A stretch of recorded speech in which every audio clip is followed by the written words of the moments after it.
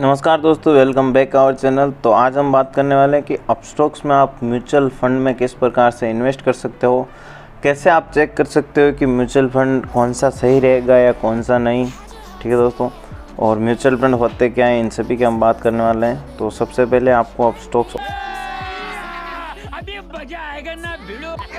Open कर लेना है। कुछ इस प्रकार ओपन करने के बाद आपको जाना है डिस्कवर पे। ठीक है, तो यहाँ पे आप देख सकते हो कि माई लिस्ट आ रहा है, यहाँ पे ट्रेड लिखा हुआ आ रहा है और इसी के थर्ड पॉइंट पे आ रहा है डिस्कवर, और चौथा है आपके अकाउंट की डिटेल चाहते हो तो आपको यहाँ पे मिल जाएगी। ठीक है, तो आपके डिस्कवर पे ओके करना है। उसके बाद दोस्तों अभी यहाँ पे जो ऊपर है ये है आईपीओ के बारे में। अगर आप आईपीओ में जो भी इन्वेस्ट करना चाहते हो तो आईपीओ का यहाँ पर आ जाता है। उसी के नीचे आप देखोगे कि सिंपल इन्वेस्टिंग लिख रखा है और ये डाल रखा है म्यूचुअल फंड। ठीक है, लगभग 10,000 से ज़्यादा क्यूरेटेड म्यूचुअल फंड यहाँ पे हैं। यहाँ पे आपको पोर्टफोलियो दिखाई देगा, यहाँ पे एक्सप्लोर फंड के बारे में दिखाई देगा।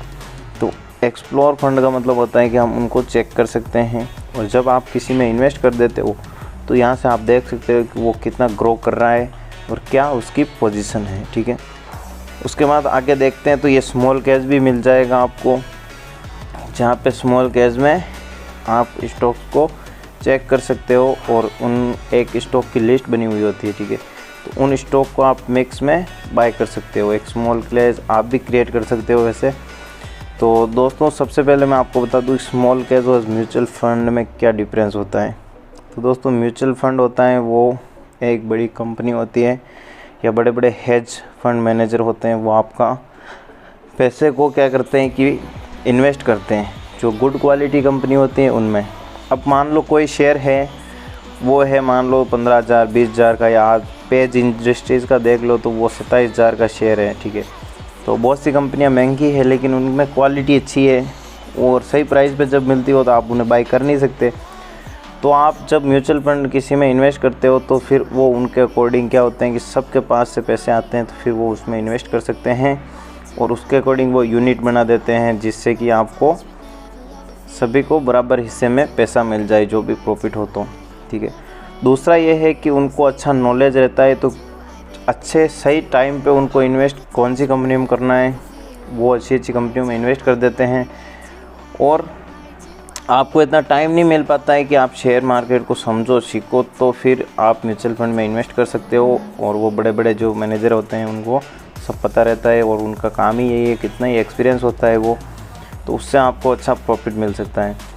दोस्तों बेसिकली आप देखो तो बैंक में 6 से 7% का रिटर्न एक साल में आता है, जबकि हम बात करें तो म्यूचुअल फंड में हमें 20% 15% भी अगर रिटर्न मिल रहा है तो भी आप देख सकते हो कोई बुरी बात नहीं है, क्योंकि 7% 6% तो हमारे हर साल महंगाई बढ़ रही है। यानी कि अगर आप 1 लाख रुपये एफडी करा रखी है तो आज के 1 साल बाद जो आपके 1 लाख रुपये हैं उनकी वैल्यू हो जाएगी 54,000 रुपये।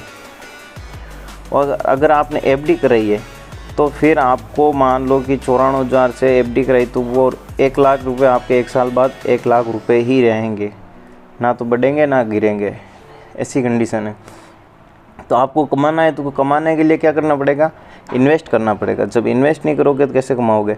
तो आपको अच्छे स्टॉक खरीदने हैं, और जो नए होते हैं वो सबसे बड़ी गलती यही करते हैं कि मार्केट की तरफ अट्रैक्ट हो जाते हैं, और जो छोटे छोटे शेयर होते हैं बिल्कुल छोटे पेनी स्टॉक्स उनको बाय कर लेते हैं, कंपनी की डिटेल चेक नहीं करते हैं, इसकी वजह से फिर उनको लॉस हो जाता है।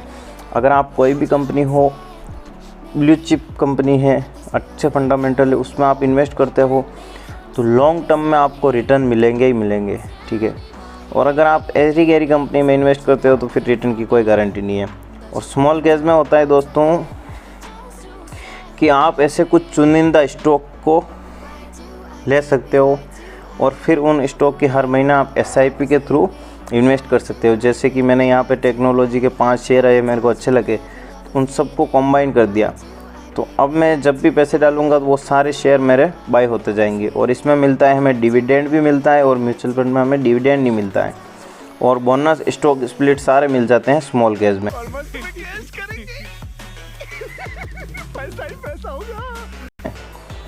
और म्यूचुअल फंड में क्या होता है दोस्तों, म्यूचुअल फंड में हमें सिर्फ रिटर्न मिलता है कि आपने कोई भी शेयर लगाए तो उस पर कितना रिटर्न है। और अभी तक आपने अपस्टॉक्स में अपना अकाउंट ओपन नहीं किया है तो डीमेट अकाउंट आप ओपन करने के लिए लिंक डिस्क्रिप्शन में है, जल्दी से जाइए और वहाँ से आप अपना अकाउंट ओपन कर लीजिए। और किसी भी प्रकार की आपको कोई प्रॉब्लम हो तो आप इन नंबर पे कांटेक्ट कर सकते हो, 63 77 26 58 17, ठीक है। और आप कमेंट में भी कमेंट कर सकते हो, मैं आपकी हेल्प कर दूंगा। यहाँ पे अब हम चेक करने वाले हैं म्यूचुअल फंड को। तो चलिए एक्सप्लोर म्यूचुअल फंड, लॉगिन हो रहा है यहाँ पे।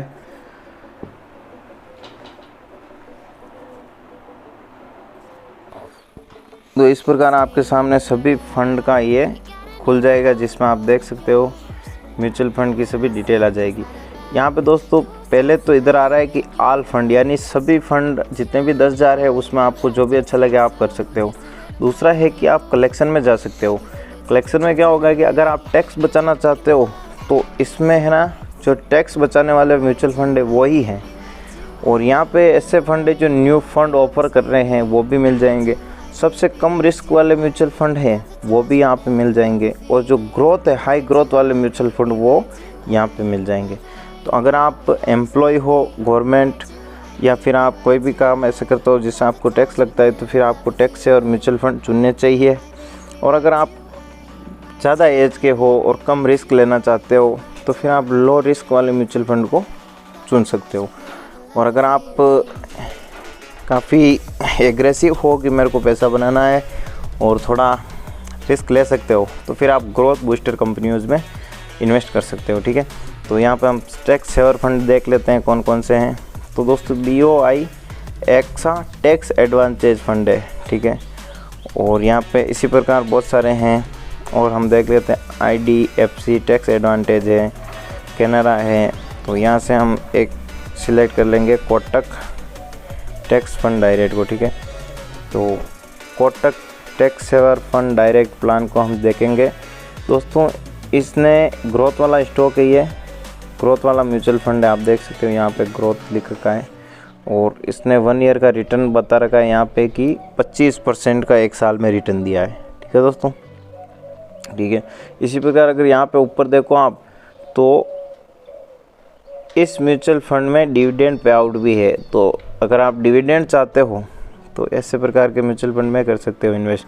इसका नाम है PGIM इंडिया लास्ट टैक्स सेवर फंड, ठीक है। इसने 1 साल में दिया है 31% का रिटर्न, यानी कि 1 लाख को 1 साल में बना दिए हैं 1,31,000 रुपये। और जो कोटक टैक्स सेवर फंड है, इसने कितने बनाए, 1 लाख को 1 साल में 1,25,000 रुपये। अब हम इसकी एनालिसिस कर लेते हैं। तो यहाँ पे आपको आ चुका है एक ग्रोथ वाला स्टॉक है, और किस प्रकार इसमें ये नेट एसेट वैल्यू बताता है इसमें कि एसेट पे कितनी तेज़ी है, ठीक है। 1 ईयर रिटर्न की बात करें तो यहाँ पे आ जाएगा 3 साल का रिटर्न आ चुका है, यहाँ पे 5 साल का 15% रिटर्न है। अब यहाँ पे और देखो आप, तो यहाँ पे आप पैसे ऐड कर सकते हो, आप कितना रुपए ऐड करना चाहते हो उसके अकॉर्डिंग आपको परफॉर्मेंस बता देगा। यहाँ पे 15,000 है, तो यहाँ पे हम 50,000 करके देख लेते हैं, ठीक है। 50,000 पे 1 साल में कितना रिटर्न मिला है। तो दोस्तों 1 साल में आपके 50,000 रुपये अगर आपने इन्वेस्ट किए होते तो आपके हो जाते 62,555 रुपये, ठीक है। और FD करवाते हैं आप तो FD में होते हैं आपके 52,500 रुपये, और आपके बैंक में पड़े होते हैं तो भी 52,000 होते हैं, ठीक है। तो इस प्रकार आप कर सकते हो।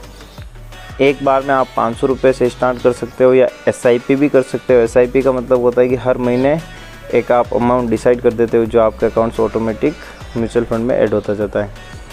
उसी प्रकार ये कौन से स्टॉक हैं इनके फंड पोर्टफोलियो में चेक कर सकते हो। तो इनका ICICI बैंक है, इन्फोसिस है, स्टेट बैंक है, ट्रिप्टी रेपो है, और लार्सन एंड टूर्बो है, SRF लिमिटेड। इन कंपनियों को इन्होंने पिक कर रखा है, ठीक है।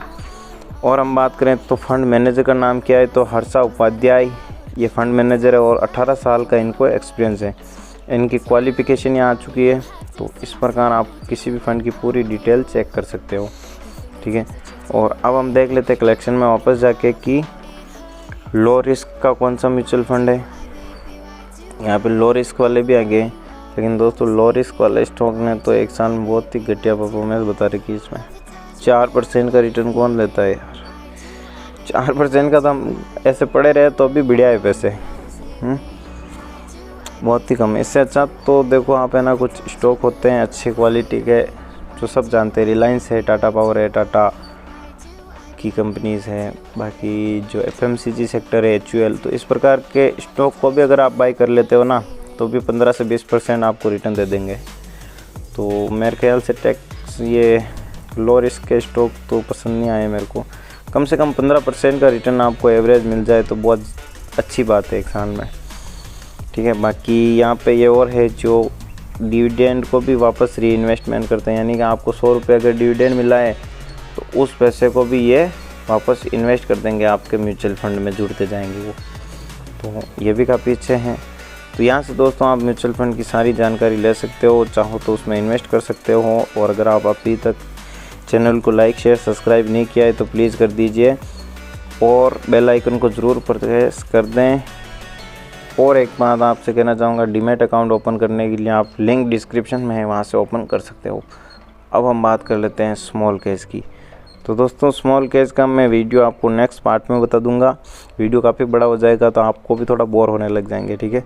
तो दोस्तों मिलते हैं हम नेक्स्ट वीडियो में, तब तक लाइक शेयर सब्सक्राइब ज़रूर कर दीजिएगा।